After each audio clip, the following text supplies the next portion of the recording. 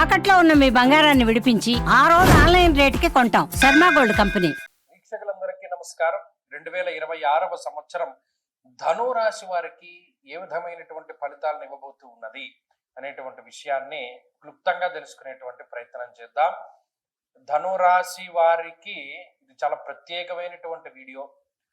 అలాగే ఇది నిజానికి చెప్పాలి అంటే ఆంగ్ల సంవత్సరాలు మనకి సంబంధం లేనటువంటి విషయం అయినప్పటికీ కూడా కొంతమంది అడుగుతూ ఉన్నారు. కొంతమంది ఏదో రకరకాల బాధలు ఉన్నాయి. ఏమంటే కొన్ని సంవత్సరం మారినా మా బాధలు తగ్గుతాయేమో, లేకపోతే మాకు ఎదుగుదల ఉంటుందేమో, మా వ్యాపారాలు బాగుంటాయా, మా పిల్లలు బాగుంటారా, మేము అమ్ముదాం అనుకున్నది అమ్ముతామా, కొందాం అనుకున్నది కొనుక్కుంటామా, అనేక రకాలైనటువంటివి అడుగుతూ ఉంటారు. కాబట్టి చెప్పడం ధర్మం.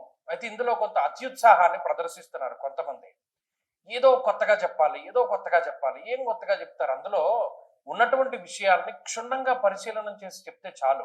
కానీ దీనికి ఆదాయ వ్యయాలు, రాజపూజ్య అవమానాలు, దీనికి లగ్నాలు. గొప్ప విషయం ఏంటంటే గోచారంలో పట్టుకొచ్చి లగ్నం చెప్తాడు.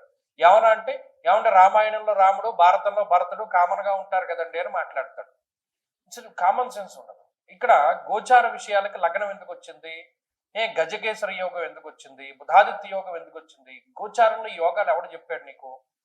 సరే, ఇది ఋషి శాపానికి కారణమయ్యేటువంటి విషయం. ఎందుకంటే ఒక శాస్త్రం తెలియకుండా దానికి సంబంధించినటువంటి పదాలని ఉచ్చరించినప్పుడు దాని తాలూకు వ్యతిరేకమైనటువంటి ఫలితాలని అనుభవించవలసి ఉంటుంది.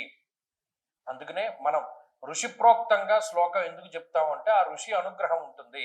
నిజానికి ఏదైనా చెడు జరగవలసిన ఉన్న ఉదాహరణకి ధనురాశి వాళ్ళకి పలానా గ్రహం బాలేదని నేను చెప్పినా ఆ ఋషి ఆనందించి వీడు శాస్త్రోక్తంగా చెప్తున్నాడు కాబట్టి ధనురాశి వాళ్ళకి ఏదైనా మంచి చేయాలి అని ఏదో ఒకటి, అది ఏ రకంగా మనకి మంచి జరుగుతుందన్నది తెలియదు.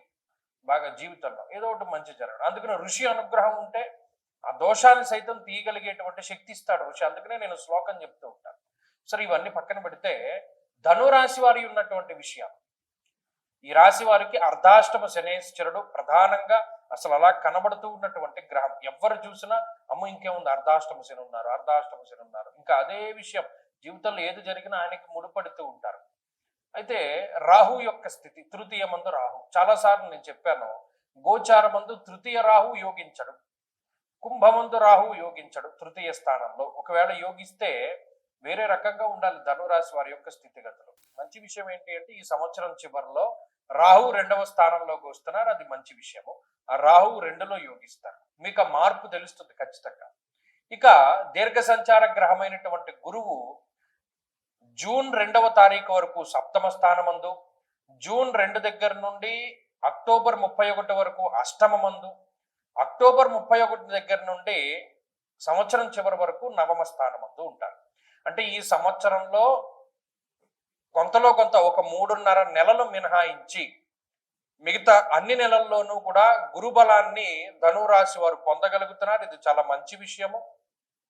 మిగతా గ్రహాల యొక్క అనుకూల్యతతో కలుపుకుని 35% బలాన్ని కలిగి ఉన్నటువంటి రాశి ధనురాశి. 35% గురుడిచ్చేటువంటి బలం ఖచ్చితంగా వస్తుంది. కాబట్టి పాస్ అయ్యారు, పాస్ మార్క్ వచ్చేసింది. గత సంవత్సరంతో పోల్చుకుంటే ఈ సంవత్సరంలో కొన్ని బలాబలాలు పెరుగుతాయి. అంటే ఈ కూటములు, లేకపోతే గ్రహణాలు, ఇంకా చిన్న చిన్న గ్రహాలు ఉంటాయి, శుక్రుడు, బుధుడు, కుజుడు, రవి, ఈ గ్రహాల తాలూకు అనుకూలితలు పెరుగుతూ ఉంటే గత సంవత్సరంతో పోల్చుకుంటే కొంత మెరుగైనటువంటి వాతావరణంలోనే ధనురాశి వారు ఉన్నారు. ఇక్కడ శనేశ్వరుడు సంవత్సరంలో ఖచ్చితంగా ఒకసారి వక్రిస్తారు, ఒకసారి మామూలుగా ఉంటారు. దీన్ని కొంతమంది హైప్ చేస్తారు, ఇలాగా శని వక్రంలో ఈ ఫలితాన్ని ఇస్తారు, వక్రం లేనప్పుడు. ఎప్పుడు కూడా రాశి మారితేనే ఆయన ఫలితం ఉంటుంది. అందుకని చూడండి, గత సంవత్సరంలో గురుడు వక్రగతి రుచిగతికి మనం ఫలితాలను చెప్పలా, అంత మునుపు ఫలితాలను చెప్పాం. ఎప్పుడు ఉంటుంది ఎప్పుడు లేదన్నది తెలుసుకునే జ్ఞానం కూడా ఉండాలి జ్యోతిష్యునికి. అయితే సరే, ఈ విషయాలన్నీ మనం చూసుకున్నప్పుడు అర్ధాష్టమ శనేశ్వరుడు వల్ల ఏంటండి వ్యతిరేకత, అసలు ఫస్ట్ తెలుసుకోవాలి. చతుర్థ స్థానం అనేటువంటిది బంధు భావేన బంధుశ్చ గృహం మాతృబలం సుఖం వాహనం హృదయం భోజ్యం మానసం శయనం వదేత్త. సుఖంగా పడుకోవాలి ఒకడు, చతుర్థం చాలా ముఖ్యము. వాహన స్థానము, బంధు స్థానము, మాతృస్థానము, విద్యాస్థానము, ఉద్యోగ స్థానము, ఇవన్నీ కూడా చతుర్థానికి లింకప్ అయి ఉంటాయి. మరి అక్కడ శనేశ్వరుడు ఉండడం వల్ల ఏమవుతుందండి అంటే కొంచెం వాతశూలం మనక్లేశం భయం స్వస్థాన హాని కృత్ అన్నాడు. చూడండి, ఇంట్లో ఉండడానికి భయం వేసి ఎలా చేస్తాడు శనేశ్వరుడు. అమ్మో, మనం ఇన్ని సమస్యలతో ఇంట్లో ఉండడం కన్నారే మనం పలానా అరుణాచలం వెళ్ళిపోదాం, పలానా కాశీ వెళ్ళిపోదాం, పలానా వేరే ఊరు వెళ్ళిపోవడం, అసలు మనం దాని పేరేంటి ఆ, చార్ధామ్ యాత్రకి వెళ్ళిపోదాంట్రా, గొడవ ఉండదు కొన్ని నెలల పాటు. అంటే అంత ఇబ్బంది పెడతాడు ఇంట్లో ఉండే సమస్యలతోటి. అనేక రకాల సమస్యలు వస్తూ ఉంటాయి, ఉదాహరణ తర్వాత ఒకటి, ఉదాహరణ తర్వాత ఒకటి. ఎంత మనం కాంప్లికేట్ చేయకుండా స్లోగా మనం దీన్ని మ్యానిపులేట్ చేసి ముందుకు తీసుకెళ్దాం అనుకున్నా సరే తీసుకెళ్దాం. అంతఃక్లేశం మన అంతఃక్లేశం మన క్లేశం సౌఖ్యహానిమ భోజనం. ఇక్కడ చతుర్థ స్థానముందు శనేశ్వరుడు ఉండడం వల్ల స్వస్థానం ఇంట్లో ఉండడానికి భయాన్ని కలగజేస్తాడు. అతి క్లేశ అన్నారు. సారీ, వాతశూలం మన క్లేశం భయం క్షమించాలి, వాతశూలం మన క్లేశం భయం స్వస్థాన హాని కృత్ అన్నాడు. అంటే వాయు సంబంధమైనటువంటి రోగములు, వాత సంబంధమైనటువంటి రోగములు ఎక్కువ వస్తూ ఉంటాయి. గ్యాస్ట్రిక్ ప్రాబ్లమ్స్ రావడానికి, వాతానికి సంబంధించిన సమస్యలు రావడానికి, అలాగే ఏదైనా మానసికంగా ఇబ్బందికరమైన సైక్రియాట్రిక్ ప్రాబ్లమ్స్ అంటారు, అటువంటివి రావడానికి, నిద్ర పట్టకపోవడానికి, వీటన్నింటికీ శని కారకుడు. అసలైన రూట్ కాజ్ వదిలేసి అనేక రకాలైనటువంటి ఇతర విషయాలను ఎక్కువ చర్చ చేస్తూ ఉంటారు. ఆ ఇతర యావిగేషన్స్ ని చర్చించడానికి కూడా శని కారకుడు. కాబట్టి అవసరమైన వదిలేసి అనవసరమైన విషయాలు పట్టించుకోవడానికి ఆయనే కారకుడు అవుతాడు. అలాగే భయం ప్రసూతి దేహ పీడాచహ, ఎంత కష్టపడుతుందో శరీరం అన్నాడు. ఇది అర్ధాష్టమ శని వల్ల కలిగేటువంటిది. కాబట్టి ఇక్కడ ప్రధానంగా మనం దృష్టిలో ఉంచుకోవాల్సినవి ఏంటంటే ఈ విషయాలన్నీ.